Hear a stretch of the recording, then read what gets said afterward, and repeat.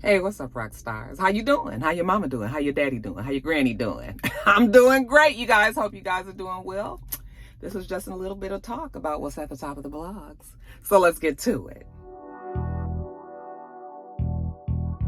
I say I'm gonna take some time off, y'all. All the cashiers, they was like, somebody stole her truck. It was like you could hear it all throughout the store. This Rox coming to you today with a review for Love and Marriage Detroit, Love and Marriage Huntsville, our book 4, Real Housewives of Atlanta. Let's get to it, shall we?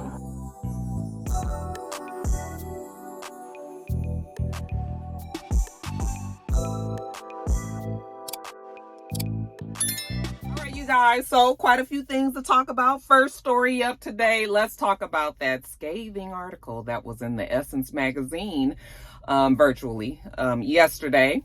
I don't know actually when the article came out, but I read it yesterday. And many of you guys asked me to talk about it, and okay, I read it, and everything that they said in there is pretty much what I had been saying. Of course, they said it much, with more journalistic, oomph to it, because I can't never find my damn words. But pretty much what I have been saying, the fact that they brought NECA in and let an opportunity to have two fabulous black Nigerian queens up there, sharing their experiences and maybe even teaming up together as they, Real Housewives of Potomac has had so many issues that it just seems like if they were going to bring somebody on, that they would have maybe brought somebody on to not combat Wendy, but to bring her in as a positive something for Wendy, and that's not what it has been. Wendy has faced a lot of animosity and irritation on the show from the women, and we don't really know why. Or at least we didn't think we knew why. But of course, if you read that article, they pointed out some things that actually made sense. The fact that Wendy is one of the housewives that is in a happy marriage on the show. It's funny because I always be like,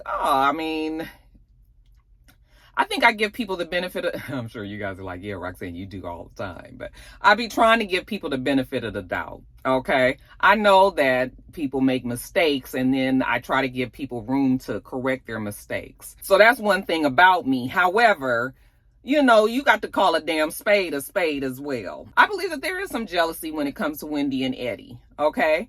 They're a beautiful black couple. They have beautiful kids. They're a family. They are happy. We don't hear much about any problems between the two of them. They look good every time you see them on, when they take their pictures, they representing. There's nothing really bad that you can say about them. So when people got mad at, they got mad at Wendy because Wendy was feeling that, and it was a little bit corny, the whole Wendy, her new attitude and everything. But is that really something that you need to actually be mad at somebody and to the point where you try to ice them out and you don't want to deal with them anymore, because Wendy now had a new attitude. She didn't want to be looked at as this stick in the mud, political correspondent and all this. She was like, there's way more things to Wendy. She wants to explore them. So if she wants to start shopping at Fashion Nova and wearing them type of clothes and, dancing and having fun and getting out of her regular box of being like, the teacher Wendy that is at John Hopkins, if that's what she wants, why everybody got so mad at her about that? Because that's really all it was. They didn't understand where she was coming from. So if you don't understand me, you're mad at me. Never made sense, okay? And so when you did read the article, you're like, yeah, that is probably what a lot of well, I feel like that article really made Giselle look bad. I know people say that it was Giselle, Robin, and Ashley, but really Giselle, mostly because Giselle is the ringleader. Giselle is always the one. And then Ashley, of course, she comes in and she, she takes what Giselle does and then she turns it up. Or, vice versa. But really it's Ashley and Giselle. The problem with Robin is that Robin is tied to Giselle. But Robin really doesn't do it. That's not true either. Robin does it when she's co-signing for Giselle. But Robin doesn't necessarily start things on her own or anything like that. She usually is because of somebody else that's pissed. Then Robin goes and, you know, and when I say somebody else, I'm saying Giselle. So that's why Robin gets lumped in a lot with the things that Giselle does, because I will say Robin won't call Giselle on her bullshit. That's the best way to put it. Robin lets Giselle get away with shit, okay, that she wouldn't let anybody else on that cast get away with. Of course, we you know, she's friends with Giselle. I get it. But yet and still, it's blaring, you know, it's something that we all can very well see when we watch the show. And, you know, they were just really mad at Wendy because of that. So, yeah, when you start reading the article and you're like, okay, yeah, there may be some jealousy, you know, because the other women, everybody on there has had some sort of marital problem that when they were on the show. Karen and Uncle Jessup had it. Ashley and Michael. Candace and her man, Chris. But theirs is only because of the show, okay? But these other people have had issues outside. So Candace and Chris had issues, and who's the other wife on the show? Sharice and her husband had issues. And, you know, so now you got Wendy. And, you know, Wendy doesn't have those issues. So, yeah, I can see the jealousy there. But also, more of what the article was saying was the fact that, you know, them trying to explain a Nigerian culture to basically an American culture that's ignorant to. Because for the most part, Black Americans, or most part Americans, period, are not familiar with Nigerian culture. Okay? We don't know it. So the only way that we can learn it is if somebody is telling us. And what a poor representation when you are on the show and you're allowing people to use your culture so loosely and so, like, you know, it's like it's already a thing when people, you know, when I was smaller, everybody go, Africa, oh no, Africa, you know, is everybody walking around barefoot and bones in their nose and stuff like that? You know, that was the ignorance that we all had, or many of us had, not everybody, but many of us had, you know. And so now that the work has been done for us to know, you know, we've had many people that go to Africa, that come from Africa, that go there, that tell us, like, you have no idea. Like, all of the shit that you've heard about Africa, yeah, there are some parts that are third world, of course, but then there are also parts that is just glamorous, and you would think that you was in America or any other first world country where there's all this opulence and beautiful things. And I mean, they were like, just like everybody else has a bad area, Africa does too. Okay, just think of Africa as the continent having bad areas as opposed to the countries, you know. So the fact that they went on that show, and I told you guys from the beginning, that shit made me uncomfortable, because, and it should make anybody uncomfortable, and you should feel like you are exploiting this whole thing. So yeah, the article was very clear. Totally agreed with what they said. And, you know, I know that I've talked about me feeling like there was no colorism on the show. They did touch on that in the article. Well, actually quite a bit in the article. And said that there were, I think that maybe I just, it's hard for me to pinpoint unless it is just overt. It's hard for me to pinpoint colorism. It's hard for me. I don't know. You know, maybe that's just due to my experiences and things, that's something that I'm blind to, or that I've been ignorant or haven't paid attention to, because, you know, I'm like not light skinned and I'm not dark skinned. I think that people that hit in the middle like this, I kind of feel like many of us weren't aware of like these huge, these things when it comes to colorism. I think because we kind of are ambivalent, like we're kind of in the middle. That's just how I feel, you guys. But they did touch on the colorism thing, and you know, when they explained it, I was just like, yeah, I can see that as well. I can see where they would say that there's been colorism issues there and all. What was very clear though is when Monique pointed out and said, Wendy, they're gonna come after you and your family next. Okay, well, no truer words have been spoken. And this season, like I told you guys in my Real Housewives of Potomac video review, the last one, I even feel like Candace and Wendy have some sort of, there's something in between them. And so, yeah, Wendy kind of is on an island. And I told y'all that, like, she is. And yeah, that article, it was just confirmation for me that this season on Real Housewives of Potomac has been bullshit. It's been the hardest season to review. People have decided to stop reviewing the show already. And you guys, I've already told you that this is my last season doing Potomac. I'm over it. I'm done. No more. The only reason that I am still doing it is because I have committed. Y'all know if I commit to a show, I don't like dropping shows mid-season. It just don't feel complete to me. Okay, I've only done that once or twice. I think I did it with Basketball Wives and I did it with Love and Hip Hop Atlanta. Just stopped. Didn't make no announcements or nothing. Y'all, by the time y'all figured it out, y'all was like, well, what happened, Roxanne? You ain't doing them no more? No. So I'm letting y'all know officially, Potomac, this is it. No more. No more. And I'm going to be sad about my few little dollars that I make from that show. However, I don't even make the money that I used to off of Real Housewives anymore. That's how I know that it's not doing well, because Housewives used to do just as good as Top of the Blogs for me, and it's not the same. That could be a reflection of me too. Maybe y'all don't like seeing me talk because it's like, Roxanne, you complaining the whole time, and I don't like to see videos where people complain all the time. So if people don't want to, maybe that's the reason why, whatever the reason, that shit is over. Okay. But yes, definitely agreed with the article. And if you guys been watching me, you already knew that. Okay. Y'all just wanted to see me say it, I guess. But yeah, agreed. And that article did not help. It's not going to help Real Housewives of Potomac. I don't know what they're going to do with that show. But, yeah. Not good. But what did you guys think? Did you read the article? If you didn't read it, you should go and read it. But it's basically saying that Real Housewives of Potomac does have issues. And this thing with the Nigerian new girl is just one of these, child. Just give it one of these on the whole season. So yeah, y'all let me know what you thought about that article. Next story.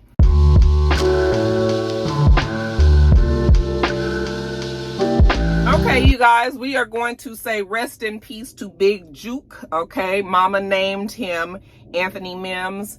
Big Juke is also the older brother of rapper Yo Gotti. You guys know, down in the DMs fame. Yeah, he was killed this past weekend, I believe on Saturday. Big Juke and other family members, they was at a funeral. I'm not sure if it was friends or family, but they were at a funeral that day. After the funeral, they all went to go eat at a restaurant. This was in the, what was the area that it said? Well, this was in Memphis, Tennessee. Is it Hickory Hill? I think it's called Hickory Hill or something like that. They were in a restaurant in that area. Some people say that Yo Gotti was there as well, but he had left before his brother had left earlier or whatever. But when the brother was leaving, he was gunned down. Him and another person was gunned down in the parking lot. By the time the police got there, they were both just in the parking lot on the ground. They took them to the hospital, and unfortunately, Anthony Mims died from his gunshot wound. And yeah, it's too bad. This is in Memphis, Tennessee, and you guys know that I'm sure that the block is still hot out there from when young Dolph was killed. There's still talk that these two are connected, the deaths and all of the things, and some retaliation going back and forth. I don't know. But that's always been the talk in the streets, that, there's some rivalry going on there, and that, people believe that they may be involved, on either sides. So the sad part about that is just that people just keep dying and dying and dying, because you kill this person and then they come back and kill that person, and then they go back and kill that person, and they come back and it just keeps going on and on and on and on. I'm imagining this is why young Dolph's fiance, they weren't married, but his, they were long term. That's why she had created that organization. I think it was Save Our Fathers, Save Our Men, or something like that. specifically for that reason, because we see it so much. And we definitely see it in the rap community, in the entertainment, rap community. Our rappers, the executives that are also involved with the community and all that, like people getting killed, and it's just sad. It has to stop. At some point, somebody has to be like, okay, we have to stop this, even though they just killed your homeboy, and that's hard for a lot of people. So that's why it continues to go on and on and on. But at some point, somebody has to do it. Otherwise, it's just people just keep dying and getting killed. And it's just unfortunate. This is a family now who has lost, somebody that was important to them, I'm sure. I'm not sure if he was married or had kids. I guess I could look and see. Hold on one second. Oh, there's quite a few Anthony memes. So I don't really know which one, who these memes are. Child, they got one that's married to somebody named Maisha, another one married to somebody named Trinia.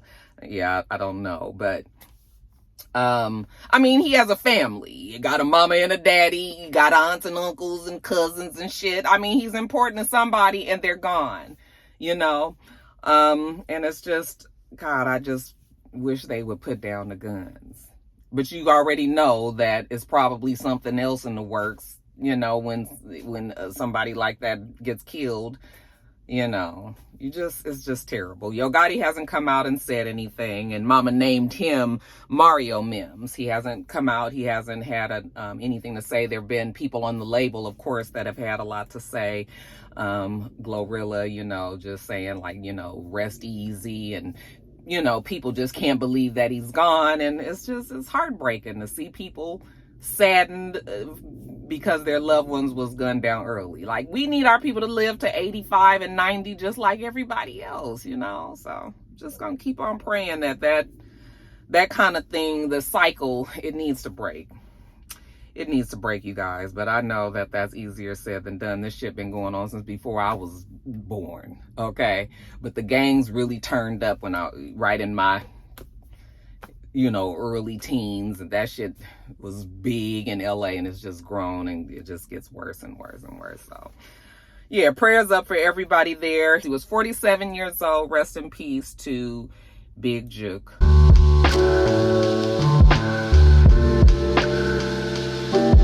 All right, you guys, Lil Nas X. I don't know what the mama named him, child. This is just my opinion, okay? I know that he has this new song called J Christ, and he released it last week, and it was just too far. The problem that I have with Lil Nas X is that he is an extreme troller. And people that troll like heavy, like how he does, it's hard to believe anything that comes out of their mouth. Because really, people that are extreme trollers, they just want the attention to me. And whichever way it comes, positive or negative attention, as long as they get it. And that is exactly how I've seen Lil Nas X. I've told you guys that my relationship with Lil Nas X is difficult. It's complicated because I actually think that the boy is, and the man is, talented. He ain't one of these rappers that we gonna just be like, oh shit, like another Big Papa or another Jay-Z or another Tupac or another Snooper. We're not gonna say that about him. But what we gonna say is, yeah, he had some pretty good bangers. Like, I was surprised even to find out that some of the songs that I enjoyed, that he was even on them, and I was just like, if he would just quit all of this other extra shit and get to the talent, then I can get with that. But if you're going to be using your gift and that has been given to you to do shit like this, then So the J Christ, he also released the song and the video. The video, it's the visuals that are giving people the problems. And I'm sure if you can remember that other video that he had where he was giving Satan a lap dance and he was sliding down the stripper pole down to hell. Okay, well, you can imagine what this one is, J Christ, okay? And you got to know that at some point he going to be on the crucifix and he going to be acting as if he's Jesus. And listen, Roxanne is very liberal on a lot of things. I got a lot of patience. I give people the space. Like I said, you can do what you're going to do. But I got to draw the line when it's very clearly obvious that you are being blasphemous.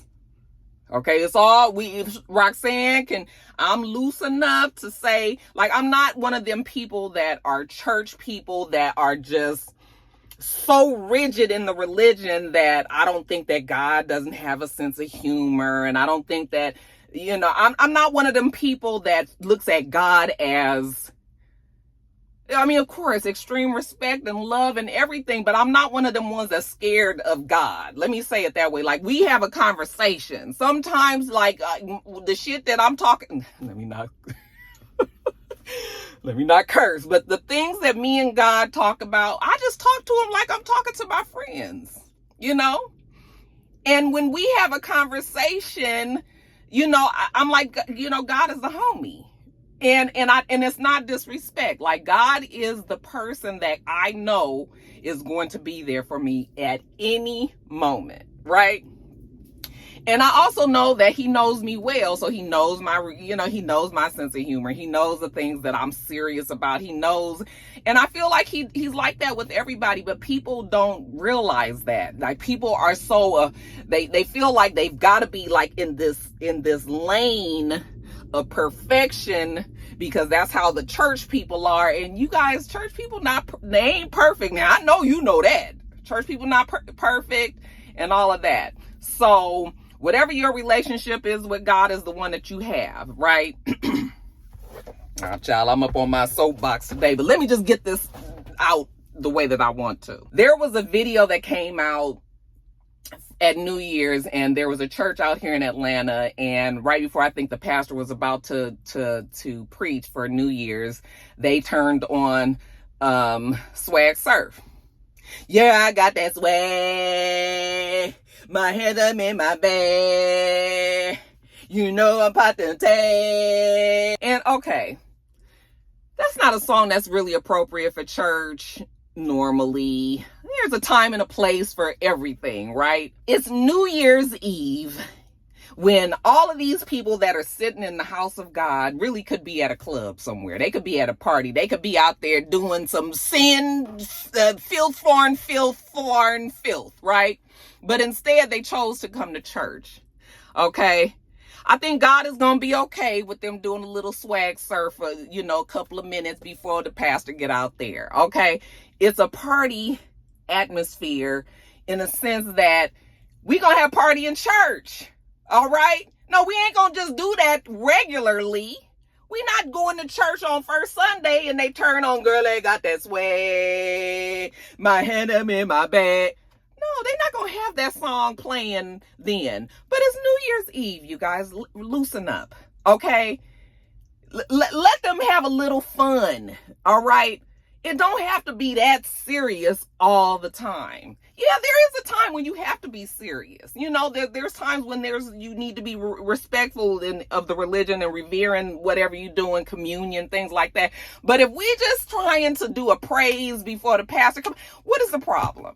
Okay, once a year, it's New Year's Eve, so that was what bothered me back when that happened. And this is like a perfect example too of the reason why I think that some people in the gay community feel like the only way that they can kind of reach out to people is if they do something that offends you to get your attention. But you don't have to do that. Lil Nas X does not need to do that. Okay, first of all, you offend a lot of people and you don't get them back. So then you turn out more enemies or more people that are not going to be supportive of your career. But also, you are doing your own self a disservice because if you actually have something to offer to people, but you are turning people away, like why are you doing that? Why do you think that that's okay? So now he done let that out and all of the people had a lot to say. Like, you can't play with God. Okay. You cannot play with him though. Even though he your homie and he fun and everything, you can't play. You're not going to play in his face. And that's exactly what Lil Nas X is doing. You doing too much. Okay. And people that are liberal and trying to support you and everything, you putting in people in a place where they cannot even try to help you out doing shit like that. you know. So then on Saturday, this past Saturday, he came out and, you know, somewhat apologized. Like, I don't want people to think that I'm trying to upset you guys. It's just that he's been through a lot, you know, and he just wants people to know, like, where he is right now. And that's good too. Like, I understand you trying to figure out your relationship with God and all of that. But the imagery, you have to, if he knows better, the people around him know better. That's why I'm just like, you can't sit up here and tell me that you didn't think that all of the backlash that came from that, you can't tell me that you didn't know that that was gonna happen. You had to know. Somebody around there knew, and they still let you do it, which means that you did that on purpose. And that's why the people is just over it. I'm over Lil Nas X. Okay? I don't even think the man is gay, but I don't even know if I need to have that conversation with you guys yet.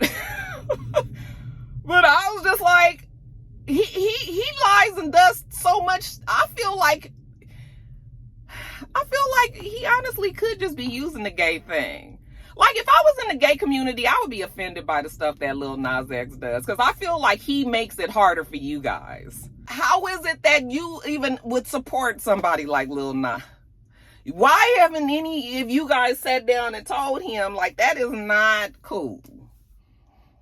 Well, maybe they have. I don't know. I didn't check to see what really the people were saying against it. I just looked at that video, and I mean, just little clips of the video. I didn't see the whole thing, and I was just like, I'm just over it. I'm over Lil Nas X, and whatever he's trying to figure out over there, his salvation and everything, that's fine. He can work it out, but he gonna have to work that out without me trying. I can't. I just can't, child. I can't with Lil Nas X.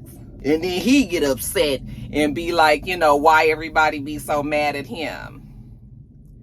Boy, you are giving Satan a lap dance.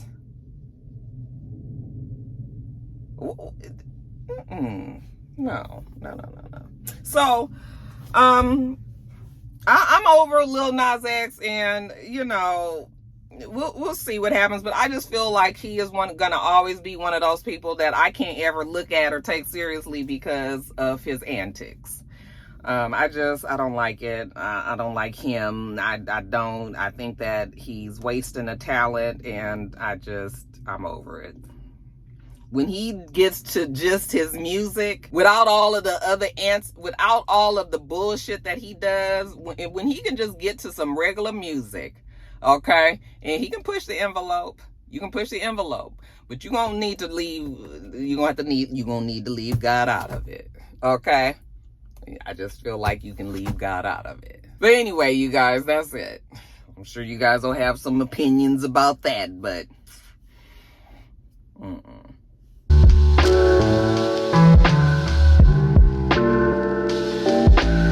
guys, prayers are up for Snoop Dogg's daughter, Cori Broadus. And you guys know Snoop Dogg mama named him Calvin Broadus. You guys know he has a 24-year-old daughter, and I don't know, but I think that she has health issues. I don't follow Snoop or any of them, but I've seen her over the years, and I've seen her talk about having certain health issues, but they've never really said exactly what it is that she may have.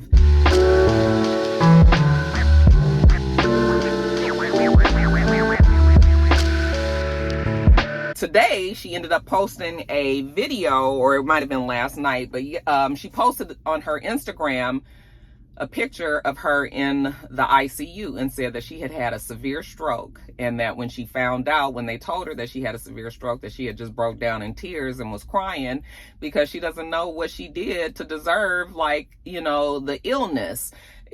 She's 24 years old, and like I said, she's been struggling with her health issues, and a severe stroke for a 24-year-old is a huge deal, because you guys know severe strokes, if you don't die from a stroke, because that happens a lot with severe, depending on how bad it was, it can affect your walk, it can affect your talk, it can affect your thinking, it can affect, you can become somebody that is really just bedridden, and so it can be really, really bad. And for somebody that's 24 years old, anybody, but 24 years old especially, just starting out their life. I know she has a boyfriend, and I think that you know, that it was serious or whatever, and she's trying to start her life, and I'm sure she wants to have kids and things. Well, I'm not sure, but you know, that's usually what people want.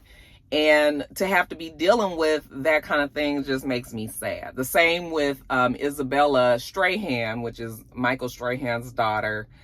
This story, I swear, I'm Roxanne. I can feel the tears trying to come. I don't know why certain stories just affect me, but that girl with cancer, she has medulloblastoma, which you guys know, if you know medulla oblongata from George Clinton. But you know, your medulla is your head, and then blastoma, you just, when you hear that, you think cancer. So I'm thinking cancer in the head. A brain tumor is never, nobody wants to have cancer, but brain tumors, you just be like, oh my God, you know. And she is like a freshman or a sophomore in college. She goes to Duke University, and, you know, she found out she was getting sick, vomiting, nauseousness, confusion, difficulty walking, you know, lack of appetite, lack of wanting to move or do anything, which sounds like the symptoms of many things, you know. So when you feel stuff like that, you just need to get your ass to the doctor, because child, it could be anything. But in her case, they went to the doctor. The doctor was like, immediately like, you got to go to Cedars. We got to, you know, once they found out what was going on, and they started treatment, I'm sure, you know, Michael Strahan's daughter, they're going to get her the best care that they can. But you guys, it's just sad. There's four versions or four forms of this medulloblastoma. Depends on which form that she has, what her prognosis is going to be, what her expectation for life is going to be. I know that she was in radiation. She lost all of her hair. And, you know, the fight continues. But I pray that that girl makes it. Depending on which one of the forms of the cancer that she has, you know, some of them have a longer life expectancy than others. They didn't share, I don't believe, in that interview with Robin Roberts, which form that she has. But it was just so sad, because Michael Strahan was on the interview with her, and he was like smiling, and he was like really like, it's okay, baby, you could. But I just was like, as a parent, oh my God. So it always makes me sad to hear about the kids being sick, okay? Even though Cori is 24 and Isabella is 19, you know, I got kids that age, you know? So I have to stop talking about cancer and people being sick on my videos, because it just, every time, you guys. But prayers up for both of them. Prayers up for everybody. I've got to get on from this, because these stories upset me. To those two young ladies, though, God got y'all, okay? So just keep believing. Keep doing what you got to do to get better. And we all can't wait to see you guys in a better place. All right, next story.